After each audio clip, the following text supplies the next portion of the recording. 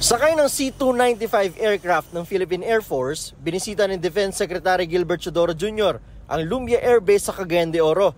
Kasama niya si AFP Chief of Staff General Romeo Browner Jr.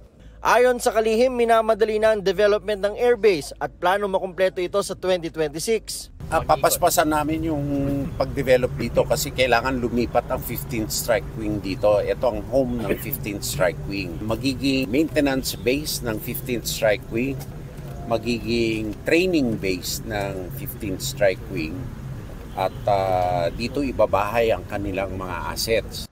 Bukod sa magiging base ito ng 15th Strike Wing na attack unit ng Air Force, magiging sentro rin ito ng disaster response ng Northern Mindanao, kasama ang proposed naval base sa Taguluan, Misamis Oriental.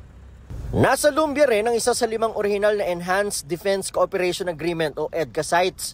Magsisilbi itong storage ng mga gamit at supplies ng American Forces sakaling kailangan nilang tumulong sa disaster response sa Pilipinas.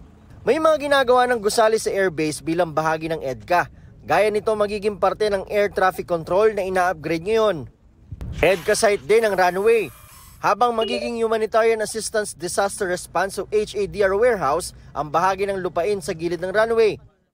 Bagamat parte ito ng EDCA site dito sa Pilipinas, paglilinaw ng Department of National Defense, mananatili itong pagmamayari ng Armed Forces of the Philippines. Bukod sa Lumbia Air Base, pinapaspasan na rin daw ang development sa 8 pang mga EDCA site. Sa ibang EDCA sites may problema sa titulo, may problema sa papeles na kailangan ayusin. Sumagot din si Chodoro kung may reaksyon ng China sa EDCA sites. Wala tayong pakialam doon sa huwag nyo nang pakinggan yung China.